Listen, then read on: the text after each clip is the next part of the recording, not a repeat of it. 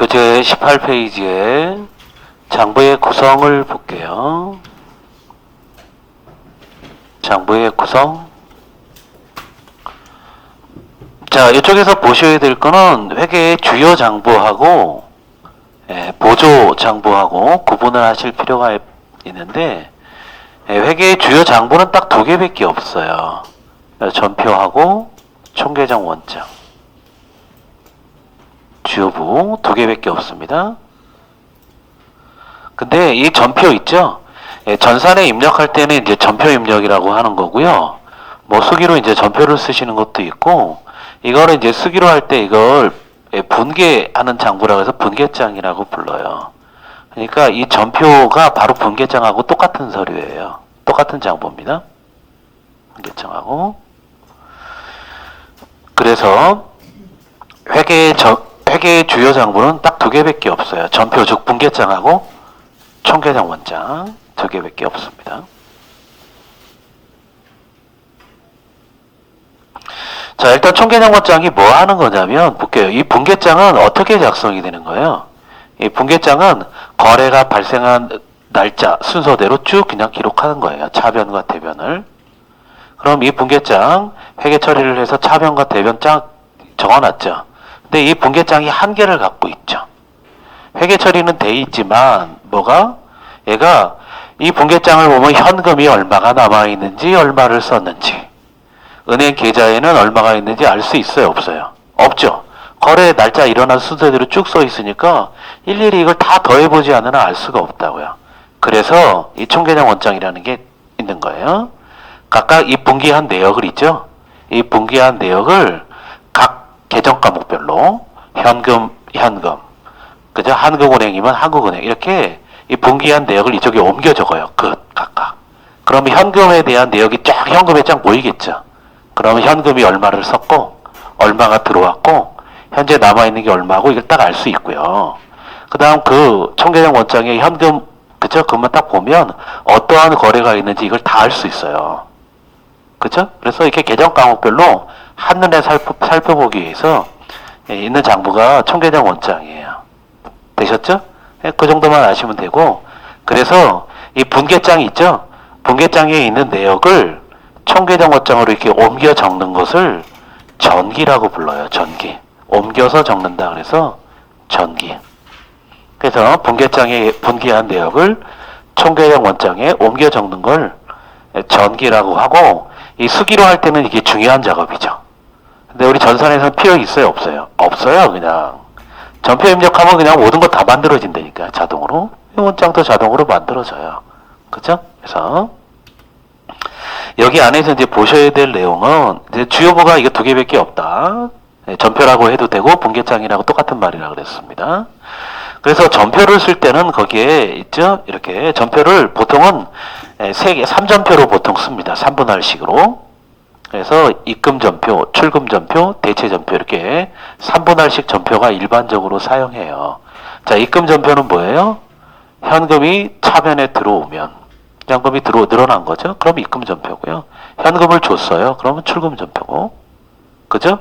이게 막 섞여 있어요. 현금 준 것도 있고 다른 거 있거나 아니면 현금 거래가 없으면 이걸 대체전표라고 하는데, 자, 우리 시험에서는 볼게요. 관리소 ERP 운영사 2급 시험에서는 얘를 분할하지 않고 뭐만 써요? 대체전표 하나만을 사용해서 모든 거래를 처리할 거예요. 이 입금전표, 현금, 출금전표, 대체전표 가리는 거는 혹시 1급 하시면 1급에서는 가려서 입력합니다. 1급에서는 가려서 할 거고요. 근데 관리소에서 현금 거래가 많이 있어요? 없어요? 없어요. 현금 거래 거의 안 합니다. 여기 현금 수납 금지 원칙 이렇게 돼 있죠. 원칙의 것까지는 없지만 이 관리소에서는 현금을 받는 걸 극히 싫어합니다. 지금 아셨죠? 돈을 받는 것 극히 싫어하고요. 그 다음에 현금 거래도 하려고 하지 않아요. 투명성을 유지해야 되기 때문에. 그죠? 그래서 최근에는 이 현금을 주고받는 걸 관리소에서 거의 하지 않는다고. 그죠? 그러니까 부정들이 점점 없어지고 이러겠죠. 네. 그래서 입금전표, 출금전표 쓰는 경우보다 대부분 다 대체전표를 쓸 거고, 우리 시험에서는 대체전표로만 쓰니까 뭔지 모르셔도 크게 의미는 없고요. 있어요. 자, 넘어갈게요. 안 읽어보셔도 됩니다. 읽어보셔도 되고.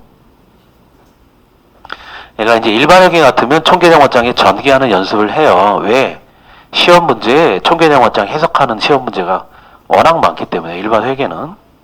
그죠? 근데 우리 관리소에서는 그런 걸 내질 않아요. 그러니까 필요 없으니까 안 하겠습니다. 그 다음 보조부는 보조기입장하고 보조원장이 있는데, 보조원장이 유일해요. 저작품 재고장 밖에 없어요. 일반 기업들은 원장이 많이 있어요. 보조원장이. 재고자산이 많기 때문에 상품 재고장도 있고, 원재료, 그죠? 제품 뭐 이렇게 따로따로 관리한다고. 근데 관리소에는 재고자산이 저장품밖에 없잖아요. 이게 저장품 재고장밖에 없어요. 조명등 해가고, 조명등이 어떻게 되어 있는지 몇 개 사와서 몇 개 이렇게 보조해주는.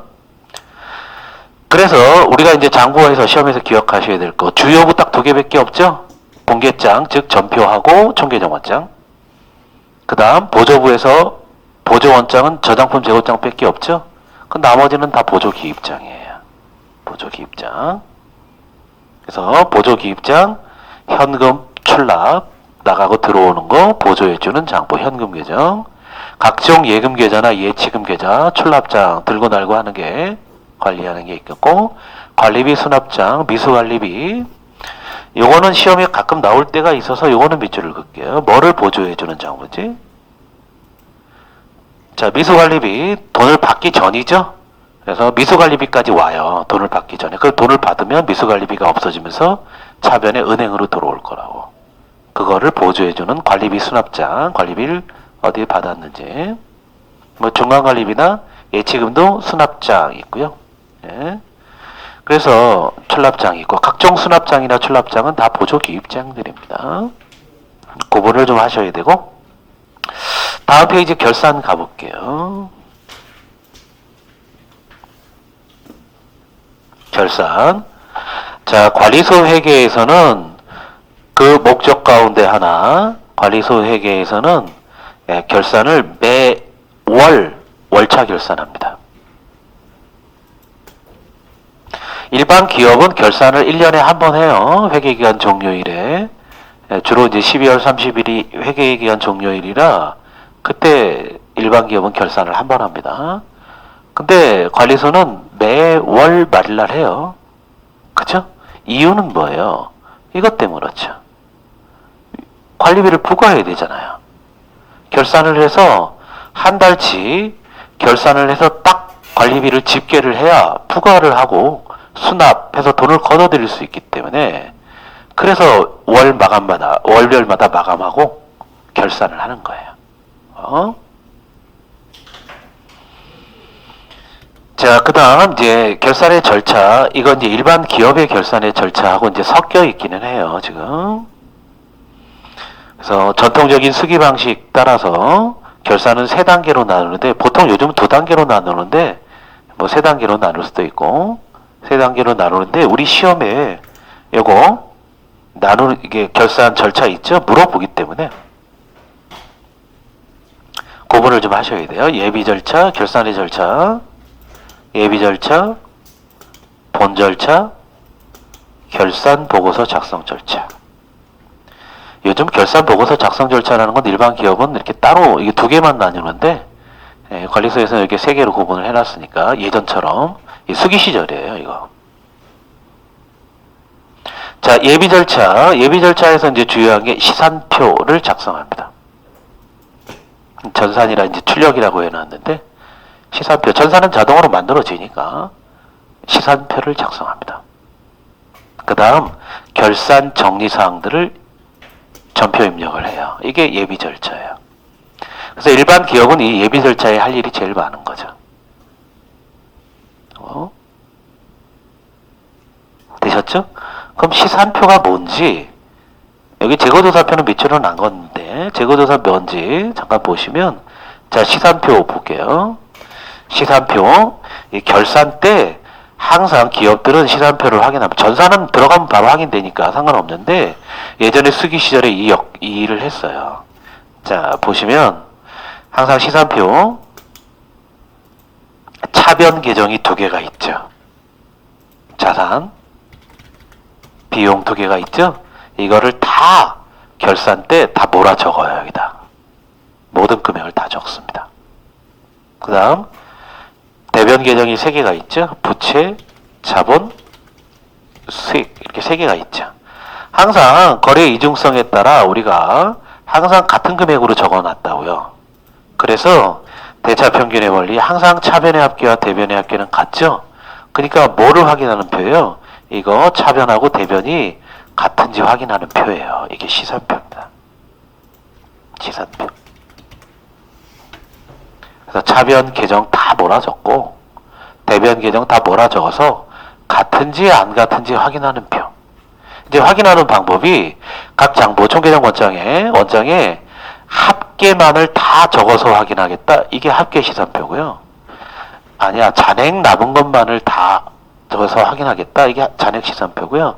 아니야, 둘 다 적어서 확인하겠다. 이게 우리가 흔히 쓰는 합계 잔액 시산표예요. 이 합계 잔액 시산표를 보통 실무에서는 사람들은 다 회계하는 사람들은 이거를 다 뭐라고 부르냐면요, 합잔이라고 불러요. 합잔. 혹시 일하실 때나 혹시 합잔 그러면 뭔지 모르실까봐 그냥 얘기하는 거예요. 다 합잔이라고 불러요. 회계 감사 공인회계사가 감사반이 와갖고 합잔을 갖다 주세요. 그러면 유리잔 들고 가시면 안 돼요. 아셨죠? 합잔, 합계잔액 시산표. 그들은 합계잔액 시산표만 보면 이 기업이 어떻게 돌아가고 있는지 대충 판단할 수 있다고. 회계사, 세무사들은요.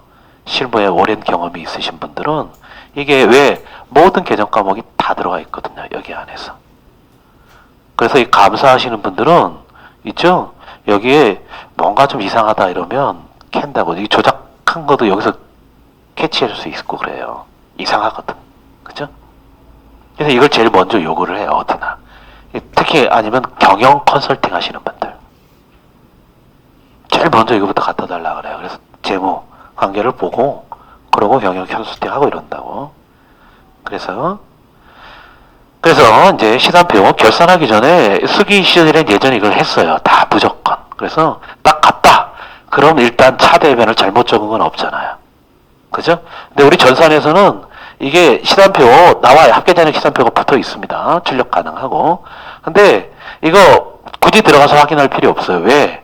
전표 입력할 때 차변하고 대변이 맞지 않죠? 그럼 XPRP는 저장이 되질 않아요. 입력이 되질 않아요. 아셨죠? 그 다음 일반 다른 회계 프로그램 그죠? 저장이 되는 프로그램들은 거기에 이렇게 떠 있어요. 딱 들어가면 틀렸다 이러고 떠 있기 때문에 오류 메시지가 떠요. 전산에서는. 그러니까 굳이 이거를 작성할 필요 없는데 수기 시절은 그랬다는 거예요. 그 다음 이 재고조사표 요거는 혹시 뭔가 싶어서 여기다 그냥 이거 뭐 하는 거냐면 결산 정리 사항을 모아놓은 표예요. 정리해 놓은 표예요. 이걸 재고조사표라고 불러요. 일반 기업은. 이 결산 때 특별히 할 일들이 딱 정해져 있어요. 일반 기업은 결산 때 입력해야 될 전표가 대충 한 10개를 살펴보셔야 되고요. 그죠? 여기에는 이제 재고조사도 다 포함되어 있어요. 자산들에. 그죠? 그 다음, 아까 발생주의에 따라 철저하게 따져볼 항목들, 이런 게 다 정리가 되어 있어요. 표로, 체크리스트로 되어 있어요. 체크해 가면서 그걸 다 살펴보고 회계 처리하는 거라고요. 됐죠? 그러니까 그거의 작성이 이루어지고 요거에 따라 결산 정리 입력한다는 건 전표 입력이 결산 때 해야 될 전표 입력이 이때 이루어진다는 거예요. 그러니까 예비 절차가 제일 중요한 거예요, 원래. 그 다음 본절차, 우리 관리소에게서 본절차, 결산 기능 작동이라고 하는데 별 게 없어요. 그냥 전표 입력하시면 스스로 작동하니까 특별히 의미가 있는 건 아니에요. 그러고 전표 입력을 하고 나면 뭐가 되냐면 당월의 관리 비용이 집계가 됩니다. 요거 다시 써볼게요. 어디에서? 월별 운영 성과표에서. 손익계산서의 다른 말이라 그랬어요. 이 월별 운영 성과표 들어갔더니 숫자까지 한번 넣어볼게요. 아까 회계 처리까지 다시. 이 관리 비용을 딱 얼마인지 딱 나와요. 여기까지 월 말에 해야 될 일 다 정리했죠. 월 말에 해야 될 일을 다 정리하고 나면 전표 입력이 일단락이 돼요. 6달러 하게 되면 관리비를 부과할 금액이 이 합계를 확인하는 거예요. 합계. 확인했더니 딱 1,000만 원이 나왔다고 할게요. 아까처럼 아까 미리 했는데 요게 다시 써볼게요. 1,000만 원이 딱 나와요.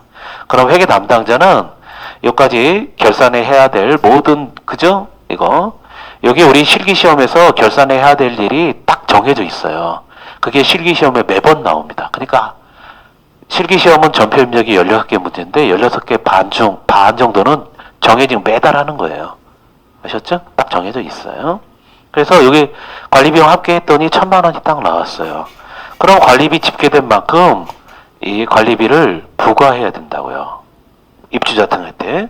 그래서 이게 이제 중요하다 그랬죠. 아까 했지만 월 마감 전표 입력이 이루어져요. 월 마지막으로 요거 확인한 다음에 요거 확인이 됐죠? 1,000만 원이 확인이 되면 이 관리 비용 나온 만큼 아까 다시 적어봅니다. 시험에 100% 나온다 그랬죠? 관리비 수익을 잡아요.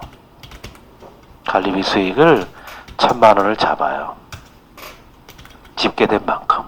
그 다음 이거 부가 작업이 이루어져야 세대별로 고지서로 부과할 수 있겠죠?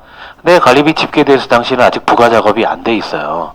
부가 작업을 하려면 각종 수도나 전기 검침도 하고 그러고 나서 이제 부가 작업을 할 수 있다고. 그러니까 부가 작업이 이루어지기 전이라 그래서 아까 미부가 관리비라고 했죠. 1,000만 원. 이게 월 마지막 전표, 마감 전표예요. 이게 월 마감 전표 요거 네모.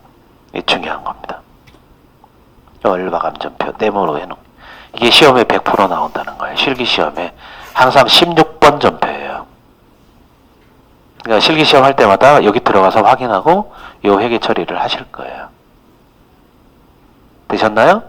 그래서 여기에서 나오는 결론을 볼게요. 이게 아주 중요한 결론인데 항상 보시면 이 관리 비용이 집계된 만큼 뭐를 잡아요? 이 수익을 잡죠. 그래서 관리비 이 관리소액에서 가장 중요한 식이 여기서 나와요. 항상 관리 수익에서요. 관리 수익에서 관리 비용을 빼면 이거를 관리 총 손익이라고요. 플러스가 나오면 이익이고 마이너스가 나오면 손실이죠. 합쳐서 씁니다. 이게 써보면 관리 총 수익 얼마예요? 당연히 여기 금액 그냥 써볼게요. 1,000만 원이잖아요. 1,000만 원에서 관리 비용 1,000만 원을 빼시면 당연히 관리 총 손익은 얼마가 될 수밖에 없어요. 0이 되죠. 그래서 이게 관리소에서 가장 큰 특징 중요한 얘기예요. 관리 총 손익은 항상 얼마예요? 0이에요. 관리 총 손익은 무조건 0입니다. 이게 틀렸다 그러면 심각한 잘못을 한 거예요. 아셨죠? 그래서 이 전표까지 입력하고 나서 월별 운영 성과표를 들어가시면 관리 총 이익이 0 이렇게 돼 있어야 됩니다. 이게 관리소 운영 관리할 때 철저하게 지켜야 될 원칙이에요. 되셨나요? 자, 이게 플러스가 됐다는 얘기는 뭐예요? 관리 수익을 너무 많이 잡았다는 거죠? 그거 뭐 했다는 거예요? 과다 부과했다는 거예요. 그죠? 쓸데없이 과다 부과했다는 거예요. 이게 마이너스가 나왔어요. 그럼 이게 과소 부과했다는 거죠? 항상 비영리, 우리 관리소는 비영리가 기본 고유 목적이죠. 공동주택을 유지 관리하는 게 고유 목적이라고.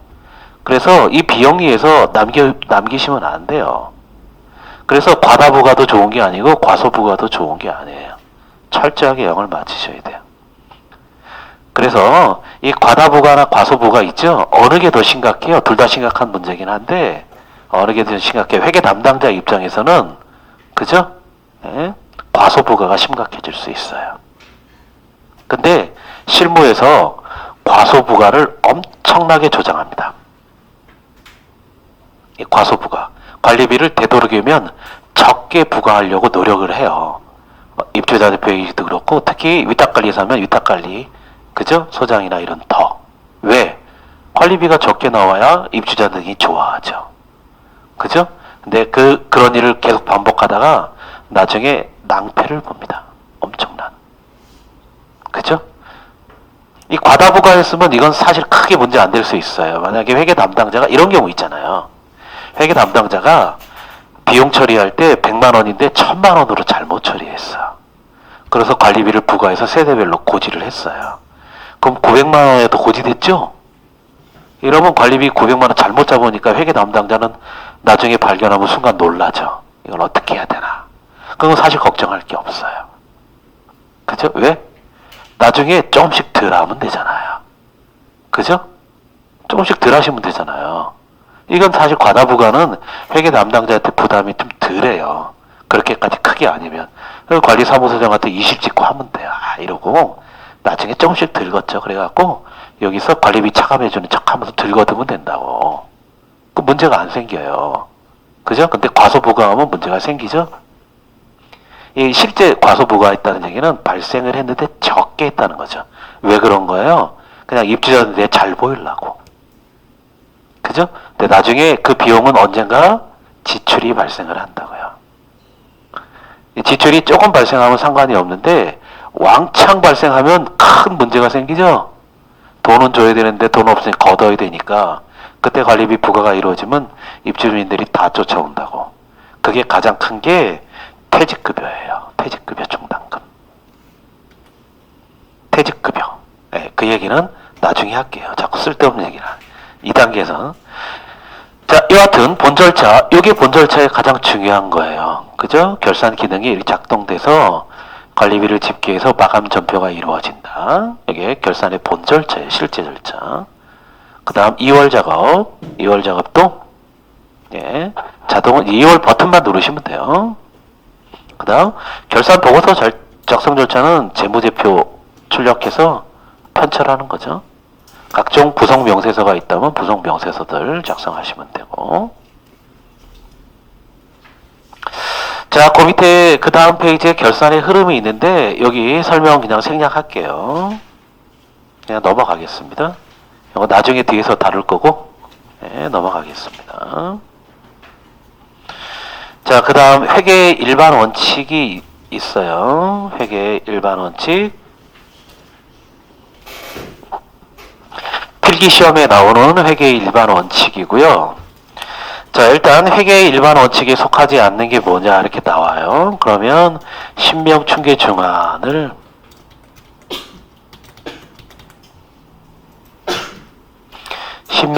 중환을 보셔야 되고요. 회계 일반 원칙이 아닌 것 이렇게 나옵니다. 그러면 신명충계 중환을 써볼게요. 신은 신뢰성이고요. 면은 명료성, 충은 충분성, 개는 계속성, 중은 중요성, 안은 안전성 이거예요. 신명충계 중환. 예, 한 문제예요. 자, 여기에서 단독으로 얘만 물어보고 싶은 게 딱 3개가 있고요. 3개는 걔만 물어보지 않고 내용을 잘 모르시더라도 그죠? 그냥 요거 고르는 문제만 나와요. 3가지. 가장 시험에서 중요한 것부터 해볼게요. 시험에서 가장 중요한 거는 명료성의 원칙이에요. 예, 단독으로 많이 물어봅니다. 관리소 회계에서는 회계 지식이 없는 일반인인 입주자 등이 이해관계자가 대부분이기 때문에 뭐요? 재무보고서, 재무제표 만드는 양식이나 계정 과목, 그 다음 회계에서 쓰는 용어를 되도록이면 쉽게 이해할 수 있도록 역시 나와 있네요. 간단 명료하게 표시해야 된다. 그냥 직관적으로 알 수 있도록 간단 명료하게 표시한다. 이게 명료성의 원칙이에요. 별 원칙은 없죠. 네. 이걸 이제 가장 강조하는 거예요. 시험에서. 그래서 지금 여기에 좀 이렇게 보충 주 달아놓고 보충 설명 이렇게 나오는 거 있죠? 요 회계 이거 저자 만드신 분이 주장하는 바예요. 그래서 일견 맞는 내용도 많고. 그래서 현재 공동주택 회계 처리 기준에 계정 과목이 230개 정도 있어요. 근데 쓸데없는 게 너무 많다는 거예요. 그죠? 뭐 건물, 기기장치, 구축물 이런 게 그죠? 공동주택 회계 처리 기준, 공동주택에 있을 수가 없잖아, 이런 게. 그러니까 아직도 공동주택관리법이 주택법에서 분류돼서 공동주택관리법이 만들어진 게 2016년도고, 그 외에 기준이 만들어진 게 2020년도 좀 전에 만들어져서 이제 얼마 안 됐다고요. 그러니까 급히 만드느라고 어떻게 했어요? 일반 기업회계 기준에 있는 걸 그냥 갖다 쫙쫙 쓴 거라고. 좀 고쳐서. 그냥 계속 고쳐지고 있어요, 계속. 그래서 이제 명료하게 하는 게 중요하다 얘기를 하는 거고. 자, 그 다음 장 넘어가기 전에, 자, 얘가 제일 중요한 거고요. 파란색으로 쓰는 것들은 요거 고르는 문제만 좀 나올 건데, 볼게요. 신뢰성의 원칙이 있죠. 신뢰성의 원칙. 자, 회계 처리하거나 회계 재무 보고, 재무제표를 갖고 재무 보고할 때는 항상 신뢰할 수 있도록 객관적인 자료나 증빙 자료로 공정하게 처리해야 된다. 이게 신뢰성의 원칙이에요. 됐죠? 그냥 신뢰할 수 있도록 공정한 자료로, 객관적인 자료 이런 걸 제시해야 된다. 회계 처리할 때도 그렇고, 단독으로 시험에 나올 게 없어요. 나올 게 없고 그냥 원칙으로 나옵니다. 물어보고. 자, 충분성의 원칙 볼게요. 충분성의 원칙. 회계 방침 처리 기준 개정 과목이나 금액에 관해서는 재무제표와 주석에 충분히 표시해야 된다. 이거예요. 충분히 표시해야 된다. 개정 과목 금액을 적을 때는 충분히 표시해야 된다. 그래서 여기 이건 그냥 읽지 않는 게 좋겠네요. 이는 앞에 명료성의 원칙과 다소 충돌한다고 했는데 이거는 여기 만드신 분의 뜻이고 저는 전혀 충돌하는 게 없어요. 전혀 충돌되지 않아요, 이거. 근데 여기 충돌된다고 써놔서 저는 동의하지 않습니다. 이분이 잘못 이해하신 거고. 자, 일반 회계에서는요, 신뢰성의 원칙은 설명을 하진 않고요. 충분성의 원칙, 일반 회계에서 충분성의 원칙이라 하면, 그죠? 재무 보고, 재무제표를 작성함에 있어 자산, 부채, 자본의 크기를 충실히 표현한다. 이런 얘기예요. 자본의 크기를 충실히 표현한다. 표현해야 된다. 이런 뜻이에요. 금액을 충분히, 충실하게 표현해야 된다. 이게. 두루뭉실하게 하면 안 된다. 이런 뜻이에요. 그죠? 근데 여기는 간단하게 하라 그랬다가 여기는 충분히 하라 그랬다가 부딪힌다. 이렇게 얘기한 건데 전혀 딴 내용을 얘기해요. 이거. 명료성하고 충분성은 하등 관련이 없어요. 얘는 여기 제가 써놨죠. 금액 얘기해놨죠. 그 얘기를 하는 거예요. 그러니까 재무제표를 작성할 때 재무상태표, 특히 손익계산서에 들어가는 금액은 철저하게 따져갖고 충실하게 표현해야 된다는 뜻이에요. 그죠? 그래서 얘는 단독으로 시험에 안 내요. 아시죠? 안 나옵니다. 그냥 회계 원칙에 6개 속하지 않는 것으로만 나와요. 되셨죠? 계속성의 원칙 볼게요. 얘 단독으로 냅니다. 계속성. 자, 회계 처리 기준과 규정은 기간별로 비교가 가능하도록 매기 계속 적용하고 정당한 사유가 없으면 이를 변경해서는 안 된다. 이 계속성의 원칙입니다. 이 사실 일반 회계에서 회계에서는요, 이 6가지 원칙 중에서 이게 가장 중요한 원칙이에요. 계속성의 원칙. 그래서 국제회계 기준에서는, 그죠? 국제회계 기준에서는 기본 가정이 이 계속성의 가정밖에 없어요. 이게 중요한 원칙. 계속성의 원칙. 그죠? 이게 뭐예요? 회계 처리하는 방법, 어떻게 회계 처리하든 회계 처리하는 방식이 기준에 존재하잖아요. 그럼 회계 처리하는 방식을 A라고 하는 방식을 택했으면 별다른 이유 없으면 바꾸면 안 된다는 거예요. 아셨죠? 정당한 사유가 없으면 바꾸면 안 된다 이거예요. 회계 처리하는 방식을. 재무 보고할 때도 개정 과목 있죠? 개정 과목을 이렇게 보고했다. A, B, C 이렇게 보고했는데 어느 날 갑자기 이렇게 묶어서 보고하거나 나누거나 이럴 수 없다는 거예요. 그냥 한번 정했으면 너 별다른 이유 없이 그냥 가. 계속 이거예요. 중요한 거예요. 왜 그런 거예요? 이것 때문에 그래요. 기간별 비교 가능성 때문에 그런 거예요. 기간별로 비교가 그죠? 예전에 하던 방식하고 지금 하는 방식이 달라버리면 비교가 불가능하잖아요. 아주 중요한 거예요. 이거. 회계라고 하는 파트는 정보를 제공하는 걸 주요 목적으로 하기 때문에 회계정보 이용자들이 전년도하고 올해 거하고 두 개의 재무제표를 보면서 비교를 해갖고 내가 앞으로 의사결정을 어떻게 할지, 이게 회계의 궁극적인 목적이라고. 그 점에 비교 가능해야 돼요. 그러니까 바꾸면 안 되게 돼 있어요. 되셨죠? 무슨 정당한 사유가 있다면 그거를 주석에 밝히고 바꿀 수는 있습니다. 되셨죠? 이거 계속성의 원칙이고, 중요성의 원칙 볼게요. 얘도 그냥 파란색으로 그냥 밑줄 볼게요. 중요성의 원칙. 회계 처리와 재무보고 작성에 있어서 계정 과목과 금액은 그 중요성에 따라 실용적인 방법으로 결정해야 된다는데 뭘 얘기하는지는 잘 모르겠어요. 이거 중요성의 원칙. 중요성의 원칙은 그죠? 재무보고를 할 때 이게 중요성의 원칙은 일반 회계에서 이거 회계 얘기를 해야 되나? 이게 당의 항목의 성격과 금액에 따라 판단하는 거예요. 금액에 따라 중요성의 여부를 판단하는 거예요. 따라 판단해서 일반 기업 얘기예요. 안 적어 놓으셔도 상관없을 것 같아요. 그냥 제가 혹시 착각할까봐. 자, 일반 기업은 재무보고 회계 처리할 때 당의 항목의 성격을 따지거나 아니면 그게 크기를 따져서 중요성 여부를 판단해요. 그래서 이 항목이 중요하다 그러면 그거를 재무보고하거나 회계 처리할 때 따로 처리합니다. 이걸 구분 표시라고 하는 거예요. 표시할 때.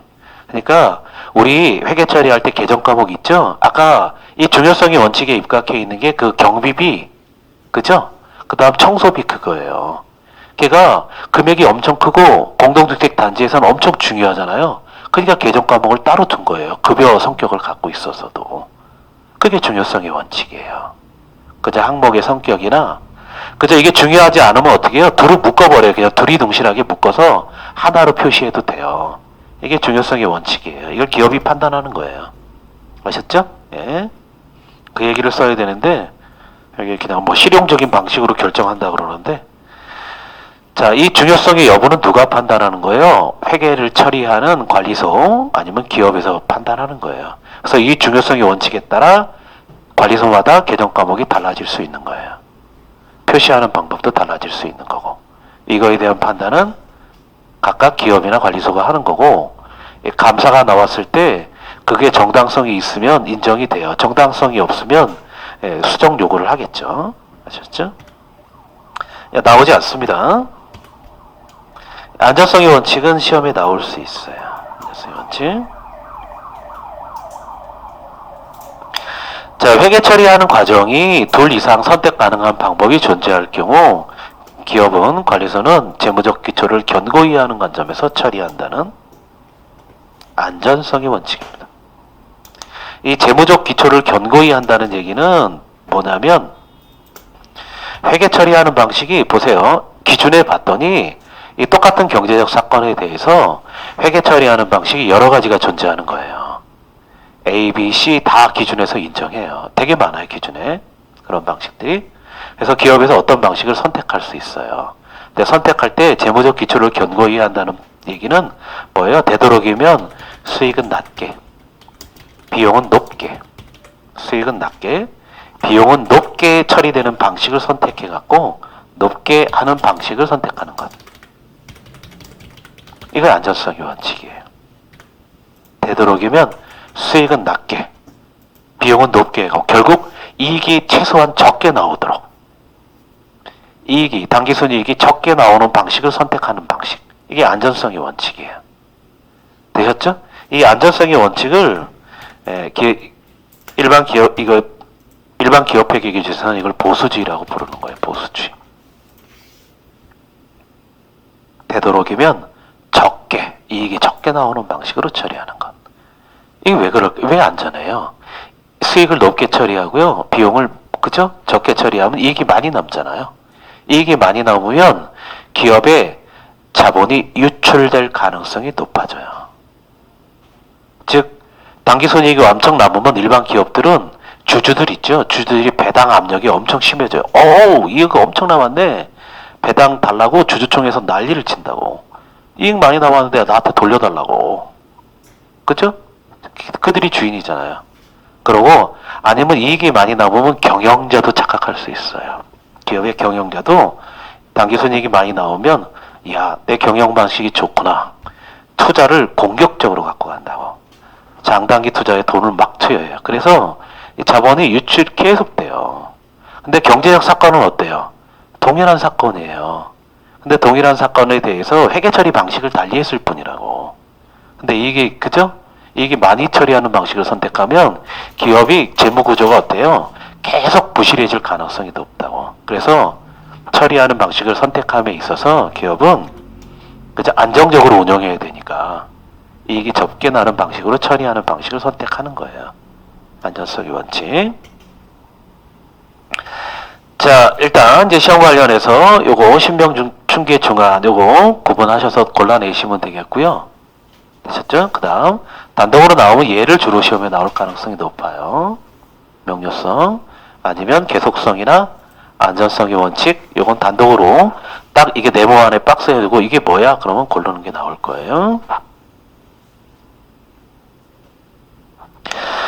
자, 그 다음 요 안전성에 관련된 문제 아까 제가 얘기 잠깐 하다가 말았던 그 얘기인데 여기 얘기가 있어요. 이게 요거는 실무적으로 항상 회계 처리함에 있어서 우리가 간과하지 말을 부분이라 여기 관련해서 뭐 시험에 나오는 얘기도 잠깐 있어서 요거 읽어볼게요. 관리사무소에서 대표회의의 임기나 관리주체, 위탁관리의 경우에요. 위탁관리사 관리기관에 있어서 당사자의 업적이나 그죠? 이 위탁관리사 우리가 일을 잘해요. 대표회의 엄청 잘하네. 그죠? 그래서 업적이나 그래서 업적을 나타내기 위해서 관리비용 절감 효과 사실은 축소죠. 과시하려는 경향이 있을 수 있다. 그렇죠. 이게 문제예요. 이게 내가 일을 잘해요. 이걸 보여주기 위해서 관리비가 적게 나와요. 그죠? 입주자 등 항상 입주민들 그러잖아요. 다른 데 놀러 가갖고 관리비 얼마 나왔어 그랬더니 똑같은 평형이에요. 여긴 30만 원인데 우리 25만 원밖에 안 나오는데 자랑하잖아요. 우리도 우리 애들이 일 잘한다고. 잘하는 건지 아닌 건 2, 3년 지나봐야 알아요. 그저 그 얘기를 하고 있는 거예요. 지금 과시하려는 경향이 있죠. 이 대표회의나 위탁관리사들은 관리비 적게 나와서 자랑하고 싶어 한다고. 일 잘한다고. 그래야 위탁관리도 재계약할 거고 이것도 뭐 할 거고. 그죠?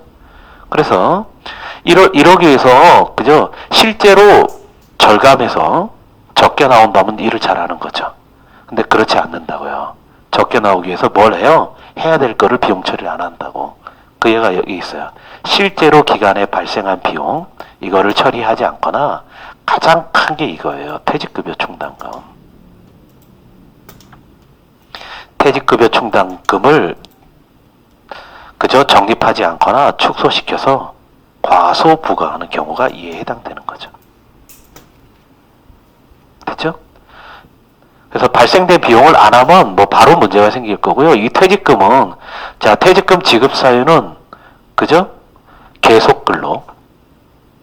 근로자가 계속 근로 1년 이상 근로를 하면 그 사용 그죠? 기업은 퇴직금을 지급할 의무가 발생하죠.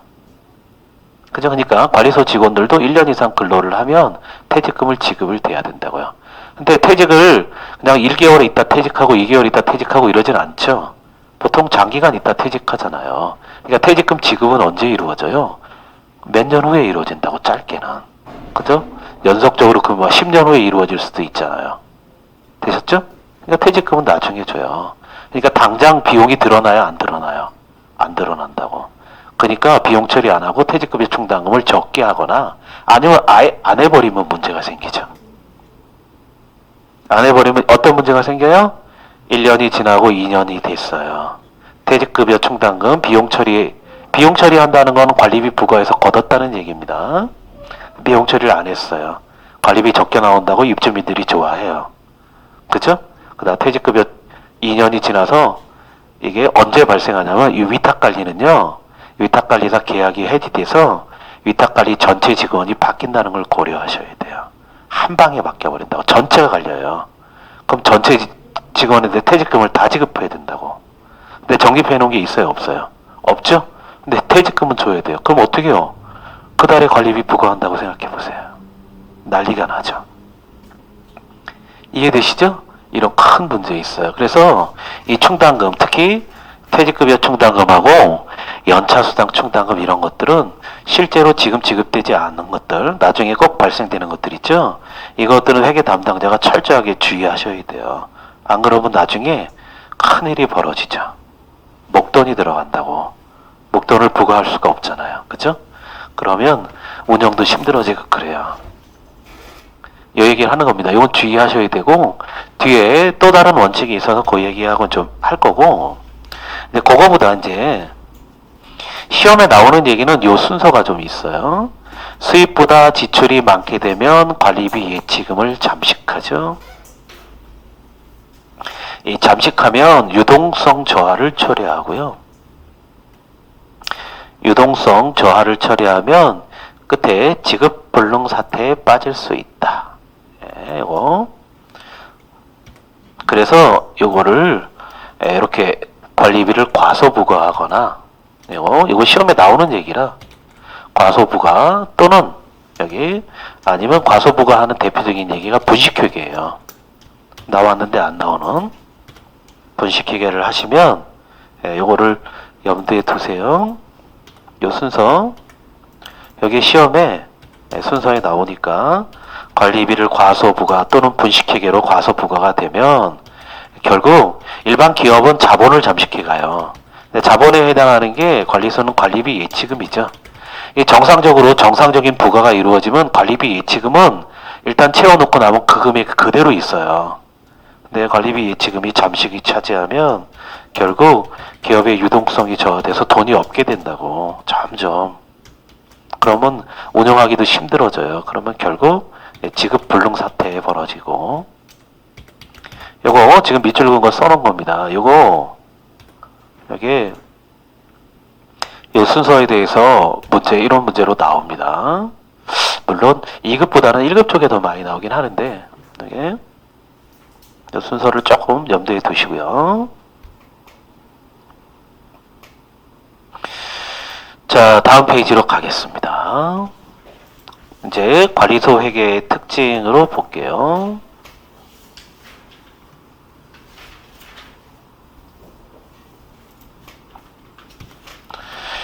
자, 일반 회계에 잠깐 달아봤고 관리소 회계의 목적 보겠습니다. 자, 일반 기업의 회계의 목적, 회계의 궁극적인 목적이라 하면요. 그냥 써볼게요. 회계의 목적. 누가 나에게 회계가 뭐야 그러면 차변 대변 어떻게 하고 금액 어떻게 해갖고 이렇게 하는 거야 이러면 빵점이에요. 아셨죠? 그거는 장부를 기록하는 방법이에요. 그건 북이에요. 북이. 아셨죠? 회계의 기본이 되는 게 분계이기 때문에 분계가 너무나 중요해서 회계 공부하면 분계 공부가 대부분이잖아요. 처음에. 그래서 분계하는 행위, 장부에 기록하는 행위를 회계라고 착각하시면 안 돼요. 회계는 정보를 제공하는 게 회계예요. 회계의 궁극적인 목적은 정보를 제공하는 거예요. 아셨죠? 그래서 기업이 회계정보 이용자에게 써볼게요. 회계정보 이용자의 의사결정을 그냥 핵심만 쓸게요. 결정을 위한 유용한 정보를 제공하는 것. 이거 일반 기업 회계 기준에 있는 말을 그대로 그냥 써봤어요. 회계의 목적은요. 회계정보 이용자. 이 기업을 둘러싼 다양한 이해관계자라고 불러요. 기업을 둘러싼 다양한 이해관계자의 의사결정을 위한 유용한 정보를 제공하는 것. 이게 회계의 궁극적인 목적이에요. 그러니까 회계에 뭐 하는 거야? 그러면 정보를 제공하는 거야. 이러면 일단 근접해 가는 거야. 그 정보를 누구에게요? 회계정보 이용자. 이 재무제표를 보고 뭔가 의사를 결정할 필요가 있는 정보 이용자들. 그들에게 정보를 제공하는 게 회계의 목적이에요. 아셨죠? 근데 이거를 뭘 갖고 하는 거예요? 재무제표 갖고 하는 거예요. 재무보고서. 재무보고라는 형태를 통해서 양식은 재무제표로 하는 거예요. 회계는. 되셨죠? 그래서 그 얘기를 하고 싶어서 여기 써놓은 거예요. 관리소 회계의 목적은 그러니까 여기서 핵심이 되는 건 뭐예요? 관리소 회계의 목적은 다양한 이해관계자에게 누가? 이거 하는 건 관리 주체가 하겠죠. 기업이 하는 것처럼 관리 주체가 이해관계자의 뭘?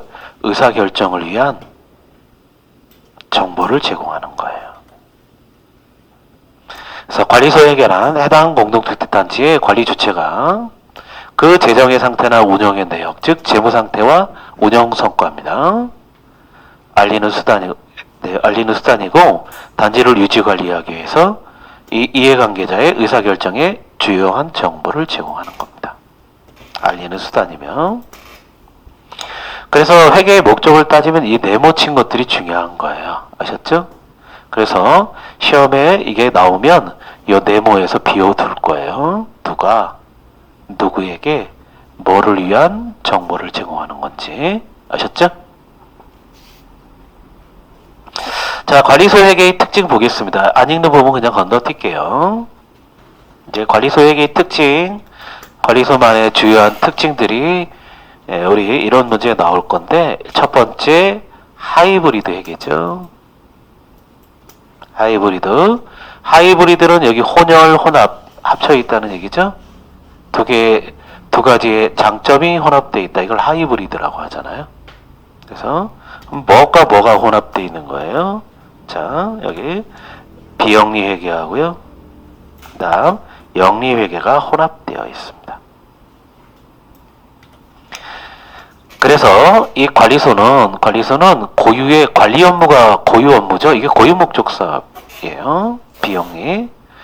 그래서 이 공동주택단지 관리소는 공동주택단지를 유지, 운영, 관리하는 게 목적이에요. 그에 관련된 비영리 회계가 있고요. 그 다음 이제 공동주택단지의 수익 사업들이 많죠. 이제 수익 사업에 따른 영리 회계를 함께 운영한다. 그래서 비영리와 영리 회계가 혼용돼 있어요. 그래서 하이브리드 회계입니다. 지금 비영리는 당연히 중요하죠. 관리 업무, 관리비익 부과하고 하는 업무니까 중요하고요. 이게 주요 업무고. 그 다음 지금 관리소에 일하실 때 가장 신경 쓰셔야 될 게 영리회계 파트예요. 이게 영리회계, 우리 수익 사업들, 우리 관리 외 수익이죠. 법에서는 잡수입이라고 돼 있어요. 잡수익이 아니고 잡수입. 이 잡수입은 우리 회계에서 관리 외 수익을 얘기하는 거예요. 관리 외 수익, 수익 사업. 그 중에 세금과 관련되어 있는 것들이 있죠. 세금과 관련된 거. 나중에 부가가치세 하겠지만 대충 적어보면 임대수익, 그 다음 이자수익, 잡수익 중에 이자수익은 뭐 부가가치세 큰 관련이 없어요. 그래도 적어. 네, 주차수익 대충 적어보면 뭐 재활용수익이 가장 중요할 거고, 광고수익도 있고요. 뭐 승강기 수익도 있고 이런 것들 얘기하는 거예요. 우리 있던 연체 수익도 있고요. 관리의 수익. 이 수익 사업들 있죠. 이 수익 사업들하고 관련해서 여기에 뭐가 발생이 돼요? 수익 사업이 발생이 되면 필연적으로 세금 문제가 발생이 된다고. 되셨죠? 이게 옛날에는 중요하지 않았어요. 그러다가 국가에서 공동주택관리법도 만들고 기준도 감사 기준도 만들어내는 이유가 뭐겠어요? 당연히 이게 너무 커졌다는 거죠. 대규모 단지에 이 수익이 만만찮게 엄청 많아요. 그러니까 수익이 있으면 세금을 걷어야 되니까 세금 문제가 지금은 실무에서 중요하다고. 그렇죠?